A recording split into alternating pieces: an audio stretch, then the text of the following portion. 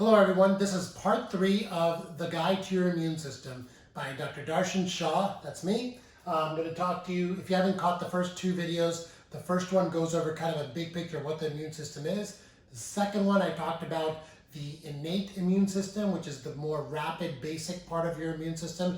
And now I'm going to talk to you about the special forces. This is part 3, which is all about the adaptive immune system.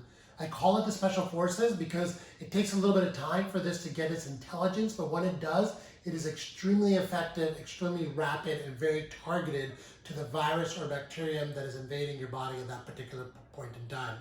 Now, as you know, with the immune system, it's extremely complicated. There's a lot of different facets to it. With the adaptive immune system, we have 3 different ways it works. One is T cells, secondly, B cells, which is kind of a whole family of cells as well, and antibodies. So let's talk about each one of these. So like I said, the adaptive immunity system is very specific. And the reason it's specific is because if you remember, the innate immune system attacks a bacteria or virus within minutes of it entering your body, within hours. And what it does is it breaks apart that foreign invader, it takes little pieces of it, and it presents it to the special forces, the T and the B cells. And these T and B cells look at what's being presented to them and they start proliferating, which means they start making more of themselves. The T cells turn into different types of responses. So you have all sorts of T cells, T helper cells, T cytotoxic cells. There's a whole big family of them. We don't need to know all of them, but you just have to know that they are instrumental in what's called cell-mediated immunity. So what happens is the T cell figures out what this antigen is, which is a part of the bacteria or the virus, and it can immediately launch very directed attacks to viruses. And this is also the way that if you get a transplant, you get transplant rejection as well. The T cells also have a really, really important function in that they stimulate B cells, and that's done by the T helper cells. And then when a T cell stimulates a B cell, the B cell also proliferates.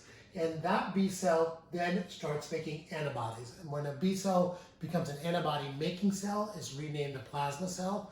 And when antibodies are made, these little Y-shaped proteins are made.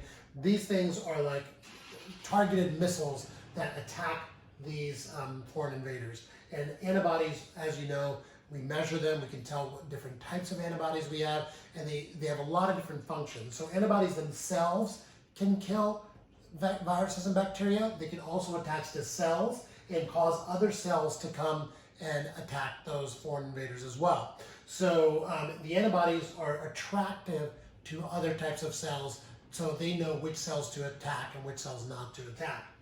Now, we talked about before with the innate immune system having antigen-presenting cells. That's an important part. None of this can really become activated without that innate immunity saying, this is something that I've broken up, this is a foreign invader that I've destroyed, here's what you need to know about it, and then this system comes into place. Let's talk a little about antibodies. These are extremely important. Antibodies is kind of like the intelligence or the messaging that in the future and right now can help you defend against viruses, bacteria, fungi, etc. You have different kinds of antibody. There's 5 different types, but we're just going to talk about 2 right now, IgM and IgG. These are the most important. IgM is developed in the early stages of an infection, so that's the first one you make. You start making this within a couple of days, and the IgM can last less time. And what happens with IgG, that starts like a week or 2 later, and that state goes up and it stays up for years and years and years. Different viruses and different invaders have different profiles of when these antibodies are made, so you don't really need to know exactly when because it's different. But IgM is the first one and IgG is the second one. IgG means you have long-term immunity. What does that mean? That means your immune system has memory utilizing this IgG. So the second time you get infected with the same bacteria, your immune system immediately recognizes it, and you don't have that lag. You don't have that time that you need the innate system to present the antigens to the adaptive immunity system. The adaptive immunity just immediately gets started up. The IgM is your first one, and that goes away over time once the IgG goes up. And that's important too, because when we're measuring these antibodies in your blood, we can kind of tell what stage of this infection process that you're in and if you have long-term immunity or not. So thank you for listening. I know I broke this up into 3 different parts. I could probably break this up into 50 different parts or 100 different parts.